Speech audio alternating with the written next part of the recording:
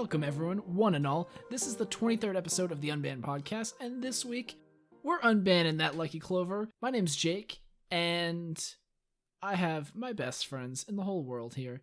We got Justin. Hello. Our jank master. And Jordan. Oh, hold up. Should I say it? I guess, if you'd like to. I am.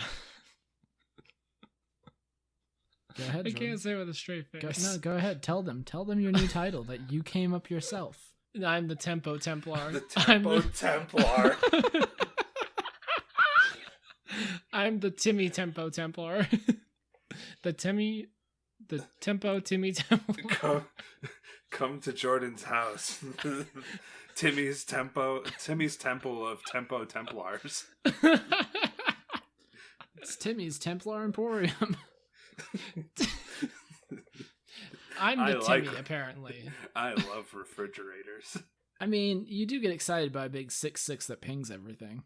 Let me just say, I don't get excited by just a 6'6", but that pings everything. I get excited for a 6'6" that pings everything when you draw and can go infinite by drawing everything.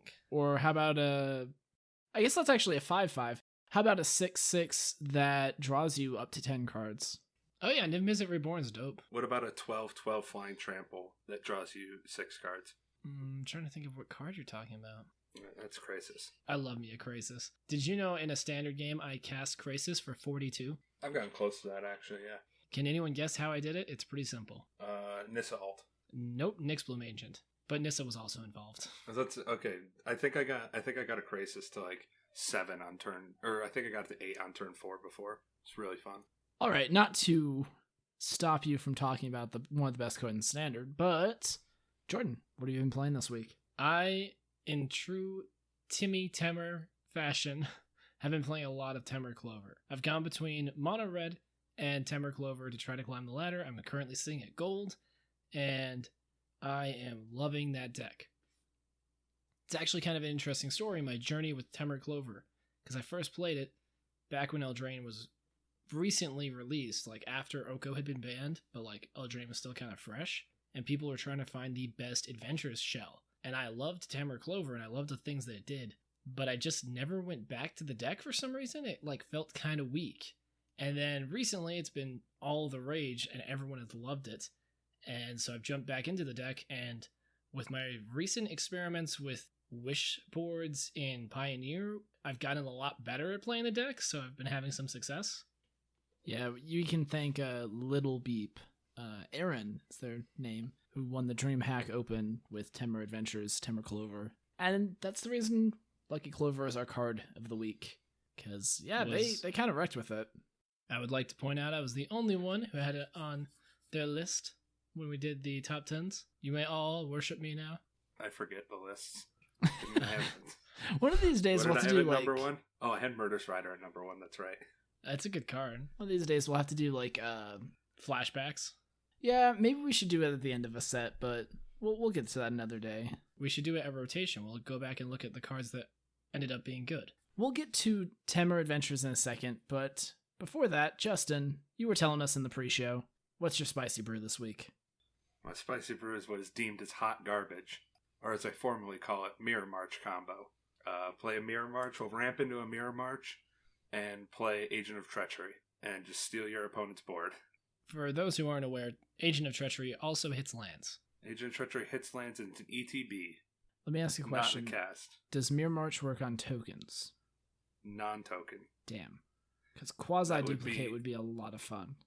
And also Mirror March would be a lot of fun. But Mirror March, it says... So, here's what happens. If it said non-token, you would play a creature, it would make a token off the flip, and then that token now has a flip. So it could, in theory, go on infinitely. Yeah, that's why it's a non-token.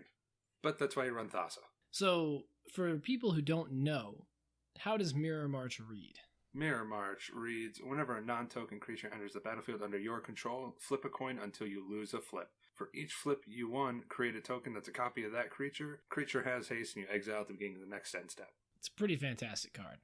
Yeah, it's real goofy. So yeah, you either play or blink Agent of Treacheries and Meteor Golems, and just ruin your opponent's day. Or in the sideboard, when your opponent tries to draw a lot of cards, you do Dragon Mage. Well, okay. And should I ask Jake what he's been playing this week? Probably not. I did really bad at it. What'd you play? I played Sultai Delirium, and I went 2-3, and I realized that I completely messed up my list. That's the Did whole you have story. 14 cards in your sideboard again? I don't want to talk about that, okay? Everyone does it once. I had my one time. I literally went to FNM. I borrowed Jake's Jund list last week, and I had 14 cards in my sideboard. I told you to add an Assassin's Trophy. I can't help you more than that. I thought you meant that there was an extra Assassin's Trophy in the main deck. Did you take an Assassin's Trophy out of the main deck? Yeah, and then I counted it and I just put it back. But I still beat Mills, so it worked out. That mill deck, it doesn't have anything on Jund. You just put in like almost all your sideboard cards and win. I literally put in everything but the 2 Plague Engineers. It was great. So, what was wrong with your list, Jake? The Sultai list. So I cut... I'll have to post it somewhere. It was on my stream if you want to go check that out. I think it's the last deck on Cardboard Live. But I cut the 2 Drown in the Locks for Thought Erasures. And I realized in doing this, I ruined the amount of removal. And then on top of that, I was playing Kalitas in sideboard, and Kalitas is coming out of the sideboard. It was literally worthless. It didn't do anything for me in any match. I never brought it in. And I also played against Inverter 3 times. And yeah, it just sucked. Inverter is a hard matchup with that deck. You have to be very tight. The thing that was annoying is I had 4 Thoughtseize, 2 Thought Erasures, and a mainboard Mystical Dispute, and I still lost 3 times to Inverter. So that just means I'm playing the matchup wrong at that point. I mean, or you got unlucky. That also happens. No, there was a point where, like, I had Leyline of the Void on the field, so I had to be vigilant for the Jace, because if they inverted into Jace, they just immediately win. They don't have to do anything, because they have no graveyard. So I just need to hold up Disdainful Stroke to stop them from inverting, and I tapped out like a dummy instead. Well, unfortunate. You learn, though. We'll make another run at it. I'll get better with it. I played the original version of Sultai Delirium with the Traverse the Evenwalds, and then I saw Jerry T's version without the Traverses, and I like that version way better, but I'm used to having my, like, panic button in Traverse of, I messed up this game, let's go get Emrakul and stabilize it, and I need to be way more careful and play way better, because you don't have that panic button of, like, I'm just going to search for what I need right now. You have to actually play like a normal mid-range deck. Speaking of searching your deck, maybe we should use this to transition back into Standard and talk about wish boards. Yeah, wish boards. So you've been playing a lot of Timber Adventures, and it's a good place to start. We'll just talk about Standard this week, because there's not a lot going on in Magic. They announced the announcement of a ban next week, and I'm sure we will be hot on the heels of that. We'll be recording Monday to make sure that we talk about it, I guess. We could talk about the announcement of the announcement. Oh, dude, they announced it so good. Yeah, they said it was going to be on that day, huh? Like, if they had announced it anymore, they would have announced it. If they would have announced it anymore, they would have leaked it. Oh my. The WikiLeaks of Magic. We will come back to Standard, of course. We're not going to go on a tangent about this. But I thought the point of announcing the announcement was to announce it like a month in advance, or like a few weeks in advance. 1 week in advance doesn't seem like that much time. No, it's a surprise. Sell your thoughts as oracles now. I just rebought my Underworld Breaches because they didn't go up. And I'm just gonna say one more thing. I think Yu-Gi-Oh does this, and I hate to compare Magic to lesser games. Coming for you, Yu-Gi-Oh squad. Ooh, Shade Throne. Holy crap. The way they do these announcements is, I think they announce that the card is going to get banned in 3 weeks or something like that, and then they ban it. That doesn't sound like a bad way to do it. Give people some time to play it a little bit if they want to. Yeah, because you can make a decision as to, like, if you want to go to this tournament with that deck, if you want to wait for it to get banned and try later. Doesn't Magic give you a week? No, Recently recently when the bans have come through, it's been, like, immediate. Paper tournaments might have a week, but all the online stuff is, like, immediately. Like, the next day it's banned. Well, it's not like you can sell. Well, I mean, you can sell your MTGO cards, but like MTGA, it doesn't affect anything if you get banned. You get wild cards. It's like better if a card gets banned, especially if you're not playing it. Like Field of the Dead and Oko were like the best things because I had 4 of each of them already, and then they got banned, and I'm like, oh, look at all these wild cards I wasn't using. I miss Field of the Dead. Golas was a fun deck. Anyway, also, I need to point out, Jake, you need to be careful bad-mouthing Yu-Gi-Oh! They have ninja hit squads, and they're going to come for you. Yeah, Ninja apparently plays it. Yeah, it's Ninja's hit squad. I'll treat them like I treat every hit squad. Listen here, you little shit! I'll lightning bolt them Guys, to death. let's just be happy we're not Force of Will. All right, Jordan, Team Adventures, tell us the ins and outs of this deck. This deck is hard. That's it. I'm not saying anymore. That's it. So, if you have been living under a rock, Teamer Adventures is a deck based around the adventure mechanic and Lucky Clover. You basically just double up your adventures to get a lot of value, and you use Edgewall Innkeeper to draw a bunch of cards off your adventure creatures just entering normally. And then you use Fae of Wishes, Wish Granted, to get stuff from your sideboard, so you have a few silver bullets, but mostly you just have you have some combo wins, right? Fling something. Basically, you can either just beat down your opponent with your adventure creatures, or you can go get a Chandra from your sideboard. You can go get an Escape to the Wilds, which you already have 2 or 3 in the deck to begin with, and then you can go get another one, and then just draw 5 cards, put another land down. One of my favorite ways to win is to drop your giants off of, the rampy giants with adventure, and then you go get Shadow Spear. Yeah, Beanstalk Giant. And then you go get Shadow Spear and you drop it on your giant and you swing in for 12 with Trample with Lifelink. And most decks can't overcome that. I want to mention real quick, this sounds a lot like a deck I built a while ago. Oh, yeah? Except I played Ral in it. Ral is a good one. The only problem with Ral is that his emblem doesn't activate unless you cast an instant or sorcery. So Chandra just kind of takes Spark Ral. Oh, okay. Yeah, the one that deals damage from copies and instants and sorceries. Oh, yeah, that would be a lot of fun. I might have to try that version of the list. Anyway, the main thing about the deck is it's mid-range, but it's mid-range that just goes so far over your opponent. Like, when you get down a couple of Clovers, you can just do insane things. I've had people concede to me having 2 Clovers down and casting a Wish, because they know I'm going to go get 3 lethal threats from my sideboard. All 3 of those cards are going to end the game by themselves. And that's extremely powerful. The hard part is navigating the games to that point. For one thing, if you don't have a Lucky Clover or an Edgewall Innkeeper in your hand, in your opening 7, or in your opening hand in general, the deck falls really flat. It's really hard to actually get ahead unless you have one of those early on in the game. Although, the cool thing about Edgewall Innkeeper is you can kind of hold it in hand and protect it.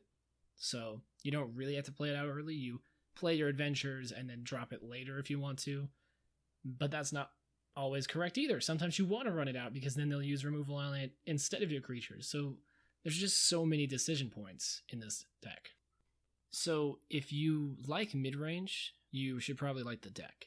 But if you don't like mid-range, you might actually like this deck, because this is the type of mid-range I really enjoy, because it's like a puzzle, whereas a lot of mid-ranges doesn't feel like that as much.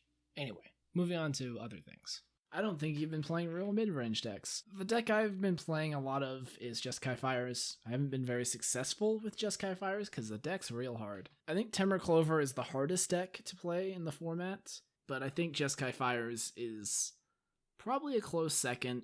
You really have to think a lot about what you're doing 2 to 3 turns in advance. That's a skill I haven't really perfected, which is why I'm playing the deck.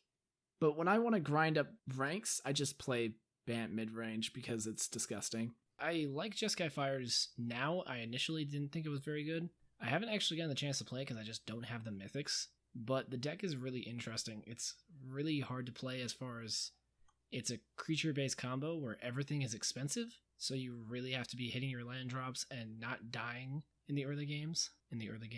Yeah, having the removal, the interaction in the first few turns before you get your fires is really important. My version, I'm currently running Brazen Borrower, Bone Crusher Giant, and a bunch of Deafening Clarions. So you definitely more control before you get your fires, and then it's a control combo deck. Basically just a combo deck.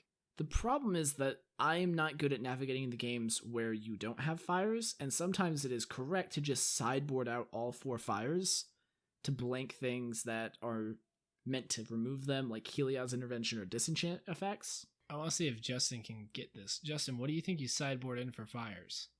Because I'm guessing you haven't checked out this list. Do I know the matchup? Blue-white is typically where you would do this. Take out the 4 fires invention. There's a very obvious 4 robber the rich. You got it. There you go. You always bring in 4 robber of the rich because it is a house against blue-white. It's so good. What about mystical dispute? You definitely want to bring in those. I don't think it's always correct to take out 4 fires against blue-white, but it typically is. It really depends on their list, and you have to get a read on how they're going to fight you. Because sometimes they play Elspeth Conquers Death, and that's like their main way to remove fires. And I almost want them to use it on fires and not my big 5 drops that are actually going to kill them. They can get you big 5 drops with their removal, so you kind of, well, not their removal, their board wipes, right? So you kind of want to just blank those cards, and then if they board wipe you, they board wipe you. Yeah, that might be true, actually. The other thing about fires in that matchup is, say you drop like a robber of the rich on turn 2. If you go for fires, they're going to be able to remove things because you can't cast counterspells. Part of the reason you take out fires is so that you can actually win counter wars. Listen, Jordan, just because you're right doesn't mean that you get to be the spike on this podcast. No, I think you're 100% right, but this has been like my entire week is just trying to learn new decks because I haven't been in Standard. I've been practicing Pioneer because we were going to Phoenix, and now I get back from Phoenix, and all I want to do is still play Pioneer. It's so good. But I have to get to Mythic again at some point. Same. This guy. The other deck, Bant mid-range, it's just take every good blue, green, white card and throw it in a deck. Crokeys was doing a really good stream today of his version, which he's calling Bant Control. And it's basically more like slanted towards blue-white control almost. It's still most definitely a mid-range list, so I wouldn't call it Bant Control. But your play style is definitely much more of the like slow mid-range where you're accruing advantage, you're dealing with threats, and then you slam a threat of your own and just kind of take away the entire game. I really like playing against Bant mid-range with, well, actually most decks, because that's the nice thing about Standard right now. Everything's pretty interactive and you can do a lot of different things. There's different decks depending on what you want to play. I've seen a lot of people breaking out Sultai recently, which is interesting. But specifically, Temur Clover has a very fun Bant mid-range matchup. You generally go over them, so it makes them play an aggro game, which is something that deck doesn't really like to do, and a lot of people just don't think they can do. I kind of attribute this a lot to Brian Gottlieb over at the Games podcast, but I've heard people like Brad Nelson and Paulo kind of say similar sentiments of just don't be the smaller deck. You don't want to be the mid-range deck with the worst late game because that just means you lose. If they stop you from killing them, which mid-range decks are typically good at doing, you kind of just screwed. And the Temur Adventure late game is very, very good. It's surprising that the Bant Control, Bant mid-range lists have like Krasis and Nissa, and somehow these Temur lists can still outgrind them if you just give them the time. It's really hard to beat a 12-12 with Lifelink and Trample. That's all I'm going to say. And I shoved this in my Jeskai Fires list. I'm going to shove it in like every deck I have. If you want to beat a Hydroid Krasis, if you want to beat the Bant mid-range lists, play Whirlwind Denial. It's hilarious. Ooh, Whirlwind Denial is fun. It's so good against them because they always like bring in Veto and stuff. It completely counters Krasis because they usually completely tap out for it. And then if you're in a counter war, it just wins a counter war. Yeah, it's pretty sweet. You know, there's something I actually kind of want to address with this standard format because I think this format is good. However, I want both your opinions on what happens when things get too mid-rangey. So Brad Nelson brought this up on his podcast, which I listened to, Bash Bros. And I really like this take of mid-range can also be a problem and be degenerate in that if you have too much mid-range, the goal becomes to go bigger and bigger and mid-range your mid-range and outgrind the grind. And that's kind of where this meta is getting to, where Temur Clover is just like, I'm going to draw my entire deck if you don't end the game. And this was happening back, last year around War the Spark through to Eldraine. We had like the Esper lists that were constantly innovating, going bigger and bigger. And then there were the Bant ramp lists going bigger and bigger and bigger. And eventually they just kind of crashed into the Vampires matchup because they didn't actually have enough to deal with them. And Vampires was very quick. Same with the Jund Dinos list back then. It's a cycle that kind of has been happening with Standard. Is we start building new decks. Aggro control tend to be pretty good, while people... Sorry, not control. Don't play control at the beginning of a set. Aggro tends to be pretty good, while people don't have their feet under them. We get our mid-range decks online. We get our combo decks, our control decks. Beat back the aggro decks. Aggro decks find a niche. And then it kind of peters out, and then there's a new set. Yeah. Justin, how do you feel about mid-ranging the mid-ranging? Mid-ranging the mid-ranging. You know, I usually just go with win, but... This is why Justin likes alternate win cons. There's one Yeah, thing that goes alternate win above... cons. Yeah, that goes above all the grind is I win the game now. Yeah. I mean, granted, that's Thassa's Oracle, and that's it. We don't talk about So Happily Ever basically, After. you're That card's telling real. me I like that Happily I should Ever play After. Happily Ever After at the next tournament. Yeah. Okay, this is for the podcast. Whoever wins a game with Happily Ever After first hosts the podcast from now on. Are you See, challenging me? that would be a great thought, but I know I'm going to win. I don't care if you know you're going to win. Sounds like a challenge to me. I don't think I even have that card crafted, but I'm kind of intrigued. I would love to see. Let's have a deck building contest. Let's just all save ourselves some time. I'm going to win, so you don't Here's what we have to do. play. Okay. Everyone makes a Happily Ever After deck. Then we all do a ranked. Is there ranked leagues? There's not really ranked league. No, you could do an event. We do though. 10 matches, 10 ranked matches on MTGA, and best win percentage wins. Best game win percentage wins. Yeah, because I don't think you're winning a match. Or most Happily Ever After wins. Most cast happily ever afters. I would be down for this. dude. Casting Happily Ever After is easy. Winning with it isn't. That's true, yeah. So you have to win with it. We could just go base off game wins because I genuinely believe that you are not going to win 2 games with it.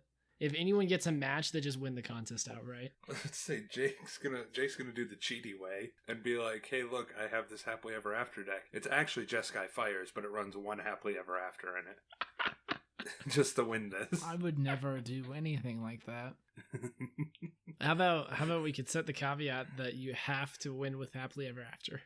Yeah, So- that's what I'm saying. Most Happily Ever After wins. I'll tell you what Host my the plan podcast. was for this weird challenge that I don't understand why we're doing. I was going to make a Bant Adventure style list where the Happily Ever After was in sideboard along with a single copy of Planewide Celebration, play Bant Control, fetch for my win cons, and then just win the game with them. It's a pretty good plan. I think Maybe we you still should need try to do it. this. Yeah, we need to do this. Okay. So if you too would like to take part in the Happily Ever Challenge, then tweet at us, please. Happily Ever Challenge. Ooh, I like that. Oh, I wanted to address something because it's interesting and happened in Standard.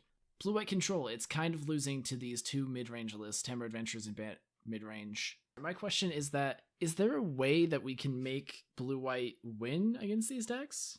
I'm not a blue-white aficionado. The main problem with these 2 decks facing down blue-white is that if they leave something on the board unanswered, you're probably going to lose. Especially if, like with Temur Clover, I just sidestep blue-white by making it so that I play Clover and then I get 2 copies of my spells. So you can counter one all you want. It's not going to stop me from getting my win con. So maybe Whirlwind Denial would help? Or just run some disenchants. You basically just have to outplay them, I think. Guys, I can't partake in the Happily Ever After challenge. I have to go tune Blue-White now. Put Happily Ever After in it. They'll never see it coming. Yeah, hit him with the Persona. Oh my god, I can do it. I can do it. We'll win. We'll win. Instead problem of is you Bant, can't it'll be actually win with Blue-White. it. It'll be perfect. You can't win with it. You need 5 colors among permanents you control. How are you getting those permanents? Reprint Painter's Servant. I will make them somehow. The easiest way I'm learning this is Dryad of the Elysium way. Elysian Grove, you mean? Grove, whatever. But lands aren't colored. Does Kenrith count? He is not 5 color. He has 5 colors as an identity. Damn, But he's white, yeah. I tried. All right, I'll deal with this later. There is one more list that we kind of have to talk about. It's a big part of our current Standard. It's Mono Red. It's the top of the meta. Woo! And by a large margin. Yeah, I'm wondering how much of that is just accessibility. was about to say that it's half the price of everything else, and also only like 20 rares instead of 40 everywhere else. Yeah. The other thing about mono red is that compared to the other decks, it takes a lot less prep to get into. It's like if you've played mono red before, you're going to be right at home with this list. And if you haven't, mono red's an easy deck to learn. Hard to master, but really easy to pick up and win with. Very true. And you might not take down the tournament with it, but you'll get some good games of Magic in, that's for sure. It's an easy way to get free packs in gold. Unless you're playing in silver, I learned. Because I was down in silver earlier, and I ran into Sultai 5 times in a row, and God, that matchup is bad with mono red. I'm wondering about the Sultai lists and whether or not they're good, to be honest. They seem interesting. They're very good. They heavily lean on Uro, but they're doing reasonable things. They run Nissa, Uro, Krasis, all cards that are good to have together, and then they have hand hate and good removal. They can even be like a black-green adventures list if they feel like. It's true. Alright, I need to get off this cast. I have to go play Magic. There's so many possibilities, am I right? Like, this is a good standard format. Like, objectively, there's a combo deck if if that's your jam. You got good mid-range decks, you got control, you got aggro. Heck, if you really want to run it out, there's even still Simic for tempo games. And somehow Underworld Breach is still not broken. Oh, you wait till next set. I can't wait till they just ruin it. Like, they're going to make they're just going to ruin the card. I have 4. They're on their way to me. Oh, I'm so excited. I will laugh so hard if he gets banned in Modern. I just want there to be a card that says if a permanent would enter the battlefield under your opponent that you own. Sorry, if a permanent you own would enter the battlefield under an opponent's control, you gain control of it. Just so the Dubious Challenge has support. Tweet at Morrow. Get Dubious Challenge the support it deserves. Print it into standard. We have gone 0 weeks without a mention of Dubious Challenge on this cast. I mean, we didn't get one for like 5 straight weeks. That's true. I mean, other than my Twitter handle and everything like that. He makes a good point. My Twitter's the only one that's not Dubious Challenger. That's awkward. Oh, no. I honestly would love it if they reprinted Dubious Challenge in the standard. One more thing. Don't play Black-Red Aristocrats. You're fooling yourselves. I saw Mardu Aristocrats. Look, Silver's the wild, wild west of Magic. You'll never know what's down there until you dive in. D-rank now. So, going into this next week, what deck will you guys actually be playing? Jordan, are you going to still be on the Temur train? I will be on the Temur train on MTGA, but this next week I'm going to be hitting Dimir Urza pretty hard, and I'm probably going to stream it. A solid choice, always. I've seen Dimir Urza putting up some crazy good finishes recently, and not like the Grixis combo Underworld Breach version. The Underworld Breach versions fold to Graveyard Hate. The Dimir version just gets to play busted cards and use Emery and Mishra's Bauble to draw 2 cards a turn. It's fine. It's fine. Justin, what are you going to be playing this week? Either Hot Garbage or my Abzan Enchantments deck. Wait, Abzan Enchantments in what format? Standard. Ooh.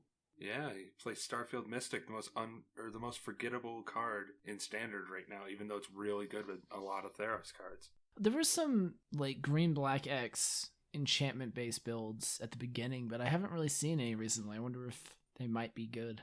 Yeah, Starfield Mystic makes the deck super fast. It makes pretty much all of your enchantments 1 mana, so your Setessan Training, your All That Glitters are all 1 mana now. So if you have a Season of Growth out and you're attaching these, everything you are casting is 1 mana, so you look at your hand and play, alright, I'm going to play, how many lands do I have? That many spells this turn. He's storming off. I feel like I'm storming in the deck sometimes.